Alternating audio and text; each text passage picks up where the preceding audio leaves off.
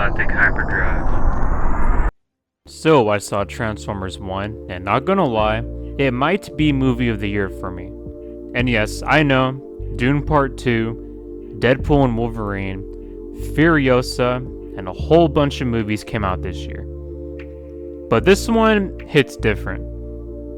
I'm not gonna say any spoilers because the movie is barely coming out, but as a Transformers fan and a casual cinephile, this movie blew my expectations. You know how when Into the Spider-Verse came out and people weren't expecting anything, and when they saw that movie, they were like, you could say, bro, like, I mean, fire! No, that's what he's saying, bro. It's like, yo, this is peak. This is peak. There's nothing that can be done here that can be improved on. This is peak. yeah, this is that movie, but for Transformers. This is everything that I wanted in a Transformers movie. Because mostly the main public perception of Transformers is the Michael Bay films. And I do enjoy the Bayformers, but they do not come close to this movie. The Transformers are treated with the most love and respect in this film, except for one character, which I'll talk about in the future. And the relationship between Orion and D16 is really fleshed out and genuine. So when the inevitable conflict happens, it's very emotional and tragic. Recently, the homie G Doomblazer did a short review of this movie, and everything he said was true. It's that good. And finally, no humans in a Transformers movie. And it's low-key a shame that a lot of people are writing this movie off because, number one, it's a Transformers movie. Like, some negative geezers are like, oh, come on, another Transformers movie? Ugh. And number two, it's an animated film.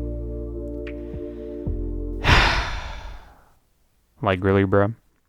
And number three, it does not have Peter Cullen and Frank Welker voicing Optimus and Megatron. And I'm telling you guys right now, this movie is not what you expect. The people who made this movie knew what they were doing because not only did they get Transformers right and the source material, but they really trick you in how the tone of this movie is from the trailer. Like, I'm not kidding when I say that there was this character death that genuinely made me think, holy shit, how the fuck is this allowed in a PG movie? And broski, look, I love Peter Cullen and Frank Welker as these characters. Like, they're the top, goated definitive best versions of these characters. Easily, no contest. And Peter Cullen is like my second dad. But not gonna lie, Chris Hemsworth and Brian Tyree Henry are really fucking good in this movie. Like, it kind of caught me off guard, low-key. And Brian Tyree Henry is a big standout. Like, he's amazing as D16 and when he turns into Megatron. Chris Hemsworth, you hear a little bit of Thor, but for me it works because it's a younger Orion Pax. And since they're younger versions of these characters, their voices are honestly perfect in my opinion. I'm definitely gonna make another more special video for this movie sometime in the future, but not until it's been out for a while because I have a lot to say and I want you guys to see the movie.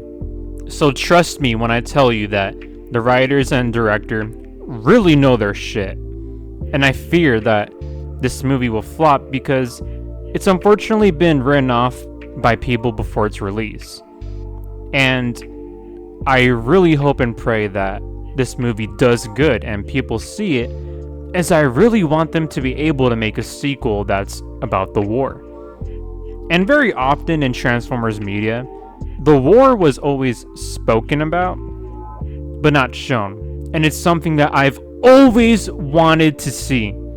So please, go watch Transformers 1. I promise this is unlike any animated movie you have seen, as it is truly peak Transformers.